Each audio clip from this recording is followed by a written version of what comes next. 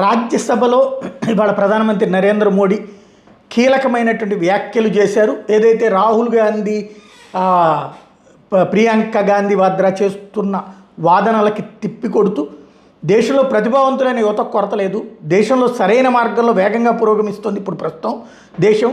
UPA హయాంలో భారత్ 11వ ఆర్థిక వ్యవస్థగా ఉంటే ఎన్డీఏ హయాంలో 3వ స్థానానికి చేరుకోబోతోంది. ఇప్పటికే 4లో ఉన్నాం. ప్రపంచంలో భారత్ పరపతి పెరుగుతోంది. గతంలో మనతో ఒప్పందానికి పలు దేశాలు ముందుకు వచ్చేవి కావు, ఇప్పుడు అభివృద్ధి చెందిన దేశాలతో ఒప్పందాలు కుదుర్చుకుంటున్నాం. భారత్ వెనక్కి తిరిగి చూసుకోవాల్సిన పరిస్థితి లేదు. యూరోపియన్ కూటమితో అనేక ఒప్పందాలు చేసుకున్నాం. వికసిత్ భారత్ లక్ష్యంగా ముందుకు సాగుతున్నాం. అమెరికాతో ట్రేడ్ డీల్ తర్వాత భారత్కి మరింత బలం పెరుగుతుంది. మన యువతకి ఎక్కువ లబ్ధి జరుగుతుంది.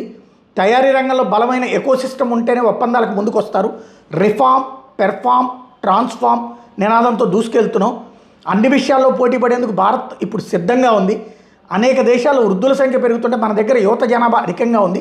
మన యువతకు ప్రపంచ దేశాలని స్వాగతం పలుకుతున్నాయి. బ్యాంకుల బలోపేతానికి అనేక సంస్కరణలు తెచ్చాం.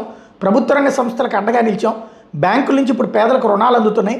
ముద్రా యోజన ద్వారా అనేక మంది స్వయం ఉపాధి పొందుతున్నారు. దీనికోసం 30 లక్షల కోట్ల రుణాలు ఇచ్చాం. 10 కోట్ల మంది స్వయం సహాయక సంఘాల మహిళలు లబ్ధి పొందారు. 2014 తర్వాత ప్లానింగ్ కమిషన్ తీసేసి నీతి ఆయోగ్ తెచ్చాం.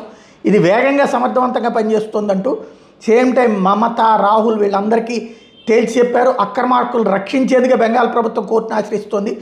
అభివృద్ధి చెందిన దేశాలు కూడా అక్రమ వలసదాన్ని బయటికి పంపించేస్తున్నాయి. బెంగాల్లో మాత్రం అటువంటి వాళ్ళని రక్షించే ప్రయత్నం చేస్తున్నారు. దేశ ప్రజల హక్కులు హరిస్తున్నారు అని చెప్పుకొచ్చారు.